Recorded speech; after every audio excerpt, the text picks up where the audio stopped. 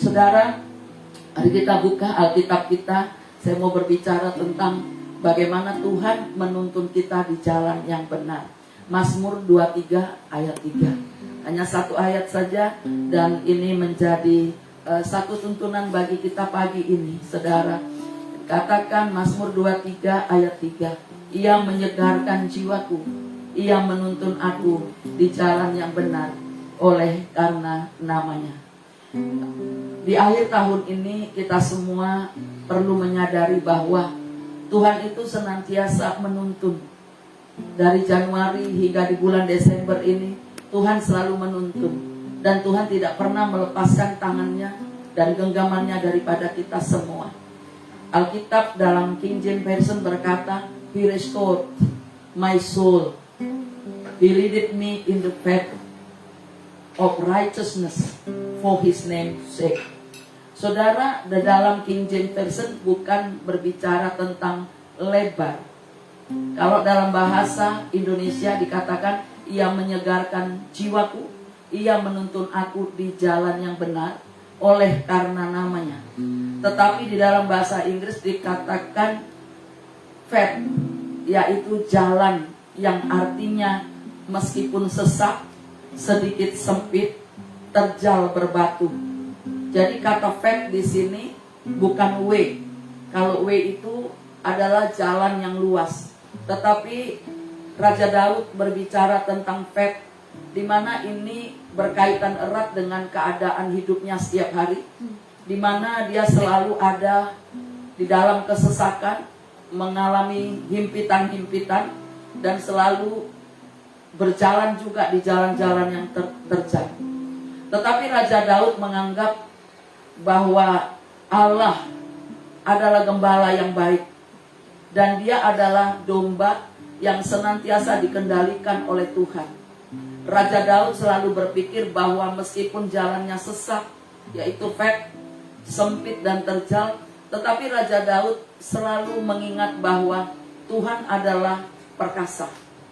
Sehingga ketika dia mengalami segala sesuatu yang tidak enak, Raja Daud bisa berkata bahwa Tuhan adalah gembala yang baik. Saudara, ketika kita ada dalam kesesakan, disinilah kita tahu bahwa apakah kita masih bisa mengatakan bahwa Tuhan itu baik. Ketika orang-orang mengalami kelimpahan, ada sukacita, anak-anak baik, tubuh kita sehat, keadaan kita menyenangkan, kita bisa dengan mudah berkata bahwa Tuhan Yesus itu baik. Tetapi Raja Daud ingin menunjukkan kepada kita bagaimana ketika dia ada di padang, bagaimana ketika dia menggembalakan, bagaimana ketika dia menghadapi binatang buas yang selalu mengincar domba-dombanya. Dia tetap berkata bahwa Tuhan itu adalah gembala yang baik, yang selalu menuntun dia dan domba-dombanya di jalan yang benar. Tuhan sebagai gembala yang baik itu menuntun kita juga di jalan yang benar. Ketika kita mulai serong, ketika kita mulai menyimpang, Allah akan mengingatkan setiap kita supaya kita bisa berbalik dan berjalan melalui jalan-jalan yang benar. Seperti harapan banyak orang, jalan yang benar itu bukan berarti jalan yang enak atau nikmat setiap hari. Karena setiap kita maunya itu nikmat, enak, gak ada pergumulan, gak ada kesusahan ya saudara. Tetapi jalan yang benar ini adalah jalan yang sedikit sulit untuk kita lalui. Tetapi meskipun sulit, di dalam Matius pasal 7 ayatnya yang ke-14 dikatakan begini. Karena sesaklah pintu dan sempitlah jalan yang menuju kepada kehidupan, dan sedikit orang yang mendapatinya. Jadi jalan yang benar ini adalah jalan yang gak disukai oleh banyak orang. Hanya sedikit orang-orang yang bisa mau masuk melewati jalan ini. Yaitu siapa? Mereka yang memang siap mengalami api pemurnian dalam setiap kehidupan. Mereka yang siap berjalan bersama Tuhan, yang percaya betul bahwa meskipun kita ada dalam kesesakan, tangan Tuhan tidak pernah lalu dari kehidupan kita. Katakan amin. Saudara, dikatakan memang kita harus melalui pintu dan sempitnya jalan kehidupan ini. Karena ketika kita mau melaluinya dengan sungguh-sungguh, disitulah tangan Tuhan bisa kita lihat bahwa dia benar-benar penolong. Ada banyak orang berkata, aku lebih daripada pemenang. Banyak orang berkata, Tuhan akan memberikan jalan kehidupan. Saudara, ketika kita berkata Tuhan lebih dari pemenang, ini tidak berlaku bagi orang-orang yang gak siap bertanding dalam kehidupan. Ketika kita berkata Tuhan itu menjadikan kita lebih daripada pemenang, ketika kita siap bertanding, siap alami kehidupan, siap diproses, dan pada endingnya kita semua akan melihat bahwa tangan Tuhan yang memberikan kepada kita victory, yaitu kemenangan. Dan bukan hanya kemenangan, Alkitab berkata kemenangan yang gilang gemilang. Saudara, jalan yang benar itu jalannya sedikit sempit. Mengapa sempit? Artinya begini, enggak semua orang Kristen mau, enggak semua orang Kristen percaya, enggak semua orang Kristen beriman kepada Tuhan ketika kita diizinkan, dibiarkan seperti anak burung Raja Wali yang sedang dilatih oleh induknya. Sebenarnya kita ini, perjalanan kita sebagai orang percaya adalah perjalanan seperti anak Raja Wali. Saudara tahu Raja Wali itu tidak pernah menaruh sarangnya di tempat yang rendah. Dia akan berada menaruh sarangnya di atas batu karang yang tinggi. Sepertinya tidak ada kehidupan di sana. Tetapi Raja Wali ketika dia terbang tinggi di tengah-tengah badai yang luas itu, Raja Wali akan tetap kembali ke sarangnya. Raja Wali akan tetap kembali kepada anak-anaknya. Dan ketika Raja Wali melihat anaknya yang dikasihinya ini diberinya makan, dipeliharanya, selalu disuapinya, maka pada waktu-waktu tertentu ini anak Raja Wali harus dilatih. Oleh karena itu, seekor burung Raja Wali akan memagut tengkuk atau leher daripada seekor anaknya dan membawanya terbang tinggi, seolah-olah diajak bermain dalam kesukaan, diberikan kekenyangan dan kemudian diangkatnya tinggi. Dan waktu diangkat tinggi, disitulah Raja Wali dewasa, yaitu induknya, akan melepaskan anak burung Raja Wali ini. Dan ketika anak burung Raja Wali ini terlepas dari cengkraman daripada induknya, maka anak Raja Wali ini akan berteriak, akan marah. Tetapi ketika dia melihat tidak ada kesempatan lain, tidak mau jatuh sia-sia, tidak mau hancur binasa, dia akan mulai mengepakkan sayapnya.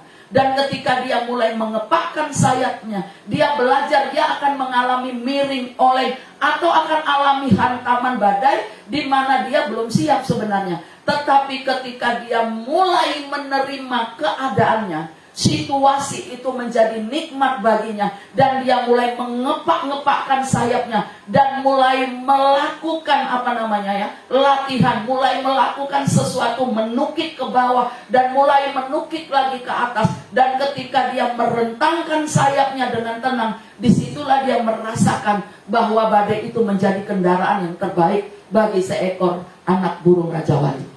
Nah saudara, demikian juga kehidupan kita. Tuhan itu menginginkan kita dewasa di dalam menggapai iman kita. Tuhan mau kita dewasa sehingga kadangkala kita akan dibawa ke tempat yang tinggi. Tempat tinggi ini berbicara tentang hadirat Allah.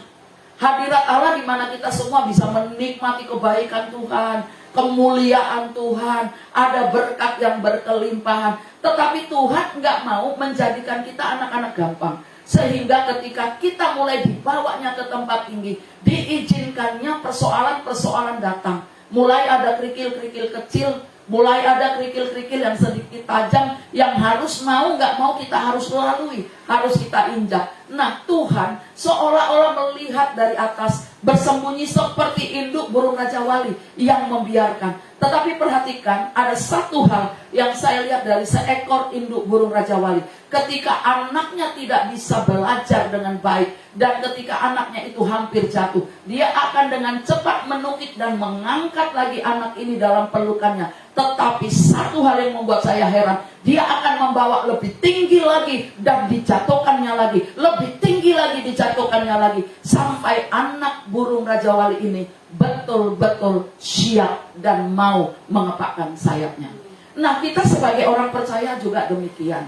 Kadang-kala ada kerikil-kerikil kecil yang dilemparkan kepada kita, di mana tujuan iblis adalah untuk mencuri supaya firman yang selama ini kita hidupi itu hilang lenyap. Tetapi saya percaya ketika kita adalah orang-orang yang memiliki hati, di mana hati dan tanah hati kita ini adalah tanah hati yang baik, firman gak bisa dicuri, saudara. Apapun yang dilakukan oleh iblis untuk menghancurkan anak-anak Tuhan, kalau dia sudah terlatih, terbiasa hidup dengan Tuhan, saya percaya dia akan menjadi pemenang. Saudara, di dalam 1 Petrus 2 ayat 21, firman Tuhan berkata, sebab untuk itulah kamu dipanggil, karena Kristus pun telah menderita untuk kamu dan telah meninggalkan teladan bagimu, supaya kamu mengikuti jejaknya. Saudara, ada banyak hal yang sering kali kita hindari dalam hidup. Saya melihat anak-anak Tuhan, hamba-hamba Tuhan, pelayan-pelayan Tuhan yang selalu menghindari kesulitan-kesulitan. Mereka tidak akan pernah kelihatan hebat. Saudara yang menghindari bangun pagi, yang sulit dijadwal, yang berkata aku nggak sanggup, aku nggak bisa datang untuk berdoa bersama-sama. Mereka ini akan kelihatan hanya menjadi orang Kristen pelengkap penderita, saudara. Pelengkap penderita di mana ya kelihatannya baik-baik saja, tetapi ternyata mereka itu tidak akan pernah bertumbuh, tidak akan pernah mengalami kegemilangan seperti yang dijanjikan Tuhan kepada kita. Orang-orang yang gak pernah taat kepada jadwal doanya, kepada sesuatu yang sudah ditentukan, mereka ini gak mungkin bertumbuh dengan hebat. Karena masalah ikut Tuhan ini bukan masalah kamu kaya, bukan masalah kamu hebat, bukan masalah kamu siapa. Ikut Tuhan ini adalah masalah hati. Mengiring Yesus ini masalah bagaimana kita mempercayakan hidup kita kepada Tuhan, masalah bagaimana hati kita bisa diperbaiki. Rasul Paulus berkata kepada Petrus, sebab itu, untuk itulah kamu dipanggil. Untuk apa? Untuk menderita. Jikalau minggu-minggu yang lalu saya mengatakan bahwa keteladanan Kristus yang harus kita ikuti adalah pikul salib, menderita bagi dia. Saudara yang terkasih, penderitaan adalah satu jejak yang diwariskan oleh Tuhan kita kepada kita. Dan ini adalah konsekuensi bagi kita yang penting untuk kita pahami. Yaitu ketika Anda dan saya dipanggil, Anda dan saya harus siap menderita.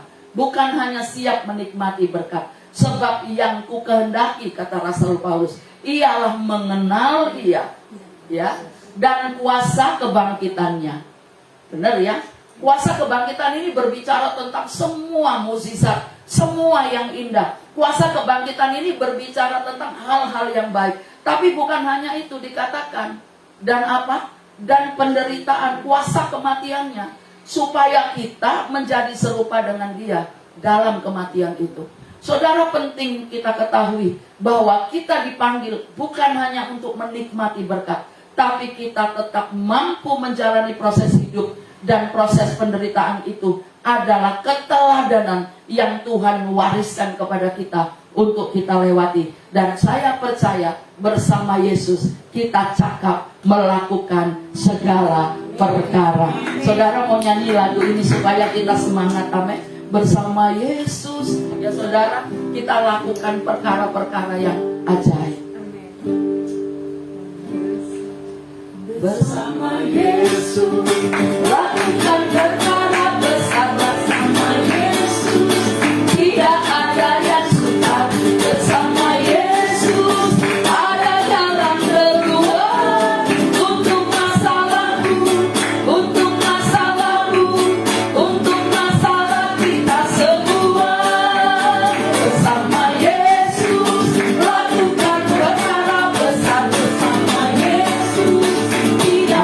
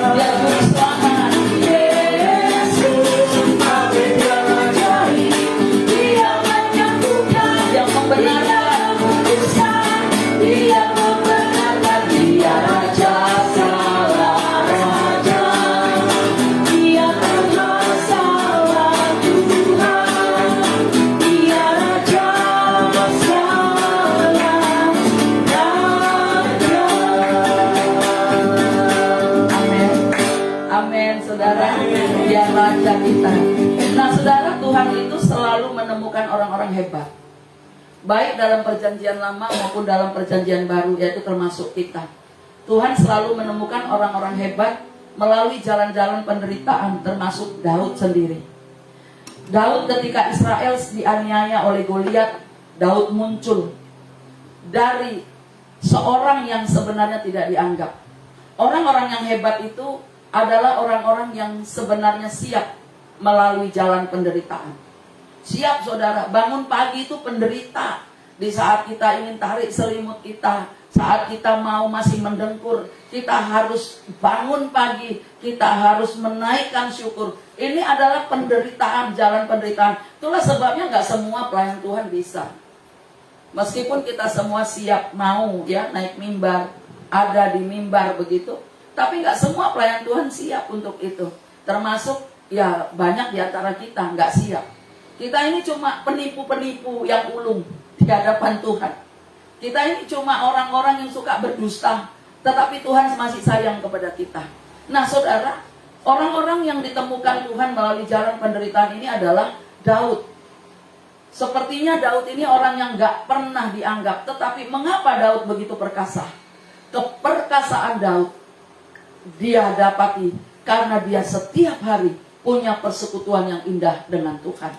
Kemudian ada Gideon yang muncul saat krisis, ketika mereka dianiaya, mereka mengalami kelaparan, semua tanaman tumbuhan itu dicabut, nggak ada yang ditinggalkan. Bukan hanya itu, mereka dirampasi. Tapi Gideon muncul dan dia betul-betul bangkit. Di tengah-tengah penderitaan itu dia mau berjalan bersama-sama dengan Tuhan. Dia terima semua pesan-pesan Tuhan, dan apa yang Tuhan inginkan dia lakukan. Persoalan yang paling berat dalam hidup kita itu adalah mendengar dan menerima arahan Tuhan.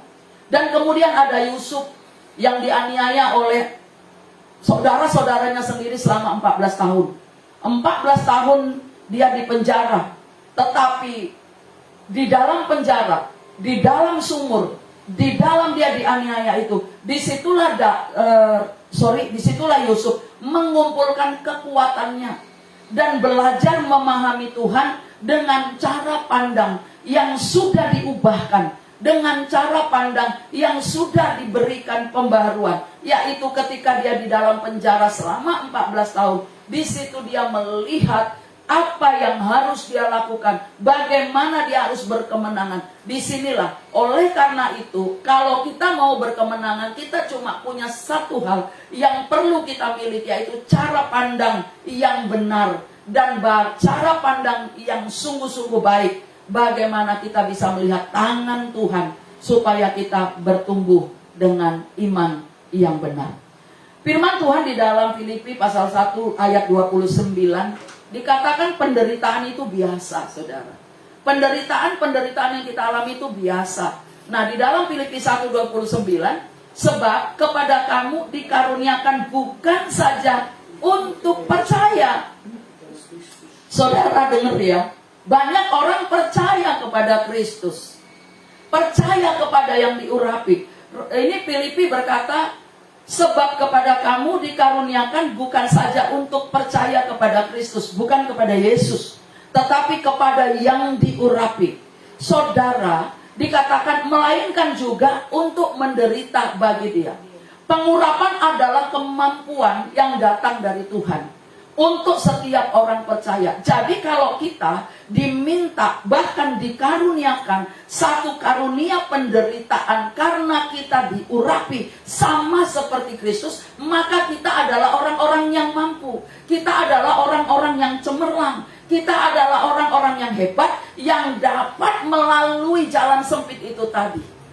Saudara, jalan yang terjal, jalan yang sempit, jalan yang gak enak itu adalah jalan yang terindah bagi setiap anak-anak Tuhan, jika kita menikmati dengan cara pikir yang tepat, dengan cara pikir yang benar. Itulah sebabnya kalau kita bisa mengikuti keteladanan Kristus ini, dikatakan bukan hanya percaya kepada mukjizat, bukan hanya percaya kepada anugerah, bukan hanya percaya kepada berkat, bukan hanya menikmati kelimpahan berkelimpahan, tapi juga menderita untuk Dia. Ini sesuatu yang keren banget, saudara.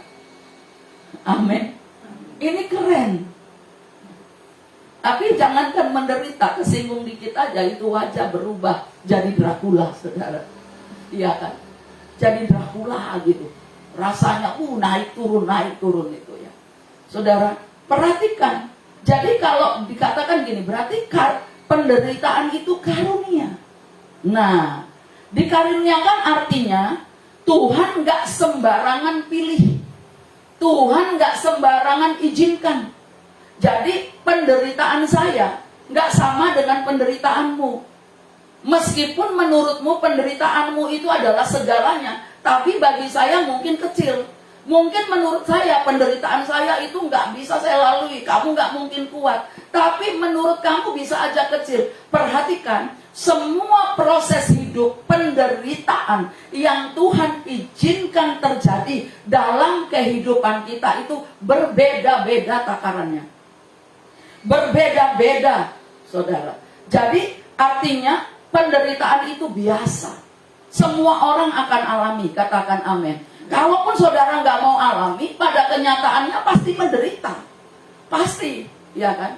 Sama kayak perempuan yang sakit bersalin, mau melahirkan gitu. Penderitaannya sama, meskipun berbeda-beda rasa sakitnya. Mungkin kalau anaknya agak sedikit bandel, tendangannya kuat gitu ya. Kayak orang yang mau ngebom gitu, ya kan? Nah, ini berbeda-beda, tapi tetap namanya rasa sakit bersalin. Saudara, penderitaan itu ada batasnya. Nah, apa itu penderitaan? Penderitaan dalam bahasa Yunani, ya. Nanti saudara yang nonton juga bolehlah, jangan cuma handphonenya aja yang berdiri, tapi saudara sibuk masak atau saudara sibuk ngorok, saudara, ya. Penderitaan dalam bahasa Yunani namanya talaiporia. Talaiporia, T-A-L-A-I-poria. Talaiporia artinya begini, dilemparkan ke depan dekat dengan sasaran. Jadi penderitaan itu adalah dilemparkan ke depan supaya dekat dengan sasaran. Artinya semakin berat penderitaanmu, maka semakin dekat dengan mukjizatnya. Katakan amin. Semakin hebat penderitaanmu, semakin dekat dengan anugerahnya. Katakan amin. Semakin hebat penderitaanmu, semakin cepat pertolongannya datang kepadamu. Semakin tinggi engkau diangkat. Itulah sebabnya dikatakan talaiporia, yang artinya dilemparkan ke depan supaya dekat dengan sasaran. Dekat dengan siapa? Dekat dengan sumbernya, yaitu Tuhan Yesus Kristus. Haleluya.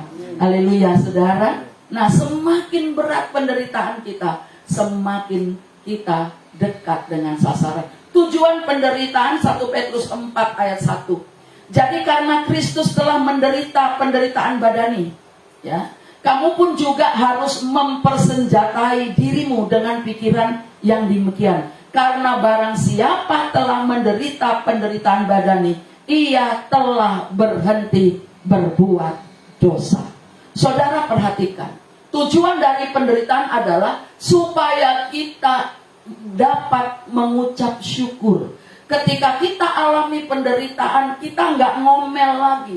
Kita semakin dekat dengan ucapan syukur. Dan ketika kita mulai bersyukur, disitulah kita tidak lagi berdosa. Jadi orang-orang yang suka berbuat dosa itu orang-orang yang sulit bersyukur.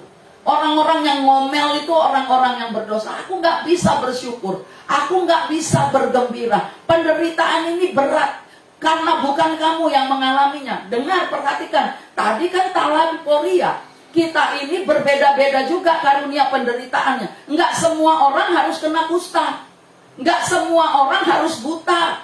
Di dalam Alkitab ada orang buta, ada orang tuli, ada orang timpang, ada orang kena kusta, ada orang yang harus mati dibangkitkan. Ini semua adalah gambaran kehidupan kita orang percaya, di mana penderitaan kita berbeda-beda, pergumulan setiap orang berbeda-beda. Jadi jangan sampai bilang kita nggak bisa mengucap syukur. Kamu bisa mengucap syukur, sebab dikatakan Kamu adalah teladan bagi Kristus. Sudah menikmati yang namanya penderitaan Kristus. Sudah menikmati yang namanya kebangkitan Kristus. Karena kamu adalah teladan, maka kamu akan dapat terhindar dari dosa. Nah, untungnya penderitaan kita ini membuat kita berhenti berbuat dosa. Karena saya pikir enggak mungkin. Jadi gini, Tuhan sendiri berpikir, Tuhan sendiri melihat bahwa kalau kita alami penderitaan, kita akan berhenti berbuat dosa. Kalau orang udah setengah hidup setengah mati, masa iya masih mau berzina? Udah nggak mungkin. Seganteng apapun kamu, segagah apapun hidupmu, kalau kamu udah terkapar ya berhenti, gitu maksudnya Tuhan gitu loh. Gampang, tinggal mengucap syukur aja, mulai bertobat, mulai berhenti berbuat dosa, ya kan? Jadi kita kalau lagi diberkati, anti sama Yesus. Tapi kalau lagi menderita, wah mukjizat terjadi, amazing. Amazing Grace. Saudara, lagu Amazing Grace ini diciptakan karena penderitaan yang dalam. Amazing Grace, how sweet the sound that set a wretch like me. I was lost and now I'm found.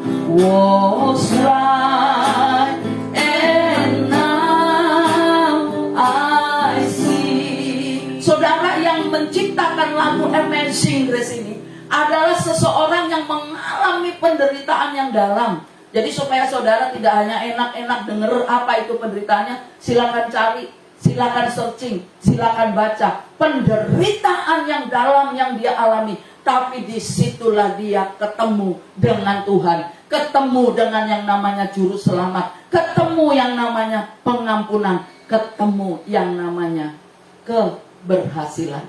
Saudara, arti kehidupan kita itu terlalu kecil kalau kita nggak mau menderita. Di dalam 2 Korintus 4 ayat 8 sampai yang ke-9 dikatakan begini, dalam segala hal kami ditindas, namun tidak terjepit. Kami habis akal, namun tidak putus asa. Kami dianiaya, namun tidak ditinggalkan sendirian. Kami dihempaskan. Perhatikan tadi, talaiporia. Kami dihempaskan, namun tidak binasa. Saudara, seperti bola kasti atau bola bulat. Semakin dihempas, dia akan semakin naik tinggi. Itulah maksud daripada ayat firman ini. Semakin dianiaya, ya. Kami dianiaya namun tidak tinggalkan sendirian. Kami dihempaskan namun tidak binasa. Sebab, perhatikan, penderitaan ringan. Jadi saudara, penderitaan kita ini ringan. Katakan amin.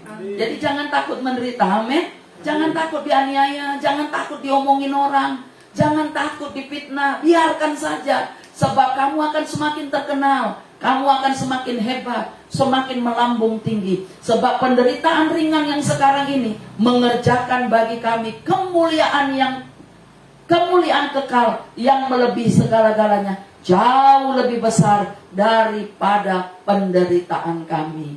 Amin, saudara. Ngalami penderitaan tetapi semakin melambung tinggi. Saudara, kalau kita ngalami penderitaan jangan menyerah, ya. Tidak ada kata menyerah, tapi mintalah kekuatan dari Tuhan supaya kita menyelesaikan tugas kita dengan baik. Penderitaan itu juga pelayanan yang termulia, saudara, ya. Itulah sebabnya orang-orang hebat, orang-orang yang luar biasa muncul, berhasil melalui penderitaan yang juga hebat. Saudara, keju itu ada karena tekanan yang sangat tinggi. Keju muncul, susu menjadi keju karena hasil tekanan, hasil olahan di tempat yang betul-betul gak enak, dipres, ditekan, maka muncullah. Itulah sebabnya firman Tuhan berkata, ketika susu ditekan, maka keju yang keluar. Ketika Juliana dihimpit, maka Yesus yang dimuliakan. Itulah sebabnya kita berkata bahwa Dia adalah Gembala Agung, sebab Dia agung dalam penderitaannya, agung dalam segala penderitaan, agung dalam penggembalaan. Dia adalah gembala yang baik bagi kita. Saudara, firman Tuhan ini akan bersambung. Ya, kalau setelah dituntun, nanti apa yang akan Tuhan berikan. Di Mazmur pasal 23 ini, Dia berkata, Dia menyegarkan jiwaku. Penderitaan yang kita alami akan menyegarkan jiwa kita, sebab tujuan kita akan semakin dekat di depan mata. Mari kita naikkan pujian ini. Tuhan adalah gembalaku. Adalah gembalaku, akan kekurangan aku. Dia membaringkan aku di padang yang berumput hijau. Dia mengirim air yang tenang. Dia menyegarkan jiwaku. Dia menuntun ke jalan yang benar, oleh karena namanya. Sekalipun aku berjalan dalam lembah kekelaman, dan aku pun tidak takut, karena Dia selalu besertaku. Dia selalu besertaku. Dia selalu besertaku. Bapa di surga, terima kasih, kami bersyukur untuk berkat-Mu pagi hari ini. Berkat yang berkelimpahan, anugerah yang besar bagi kami. Di akhir tahun, yaitu di bulan Desember, kami akan menikmati lebih banyak lagi kasih setia Tuhan. Akan lebih banyak lagi kebaikan-kebaikan Tuhan yang kami alami. Kami berdoa untuk semua saudara-saudara kami sekarang ini dimanapun berada. Engkau memberkati mereka. Engkau memberkati umat-Mu, jemaat-jemaat online maupun jemaat-jemaat onsite kami. Engkau memberkati dimanapun mereka berada. Tuntun mereka Tuhan di jalan yang benar. Tuntun mereka di jalan-jalan-Mu, supaya mereka menikmati kasih Tuhan. Jikalau ada di antara kami yang sedang alami aniaya, penderitaan, Engkau memberikan kekuatan baru. Engkau memberikan mereka pertolongan, sehingga pertolongan Tuhan itu akan membawa mereka muncul naik ke permukaan, dan mereka akan menjadi pemenang. Berkat kelimpahan secara finansial kami terima di bulan ini, sebab Engkau yang berkata kepada kami sedang berjalan bersama dengan kebaikan-kebaikan-Mu. Berkat yang berkelimpahan itu turun atas kami, sebab Engkau adalah Bapa yang baik.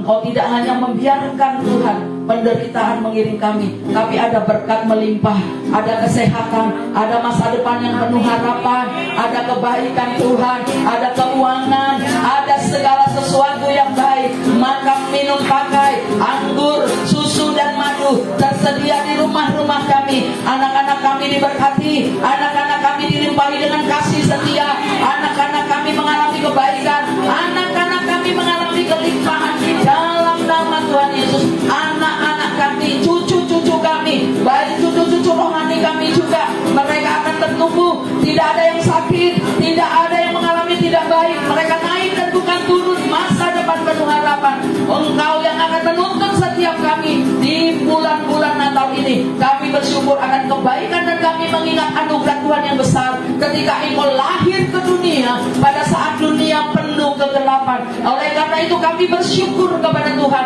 Kami berdoa dalam nama Tuhan Yesus untuk anak-anak Tuhan. Kami berdoa untuk mereka-mereka Tuhan yang sedang berjuang untuk memperoleh kemenangan apapun yang sedang mereka tuju. Saat ini kami berdoa kemenangan bagi anak-anak Tuhan, kemenangan yang hilang gemilang terjadi. Kami berdoa tidak ada satupun di antara jemaat-jemaat kami, anak-anak kami mengalami kekalahan, mereka akan memperoleh kemenangan itu karena Tuhan yang mengurapi, karena Tuhan yang menolong, karena Tuhan yang membantu. Hari ini kami tolak segala roh kegagalan, kami tolak roh kecurangan, kami tolak dalam nama Tuhan Yesus. Bagi anak-anak Tuhan yang maju, bagi anak-anak Tuhan yang sedang berjuang, kami berdoa dalam nama Tuhan Yesus, mereka akan alami kebaikan-kebaikan Tuhan.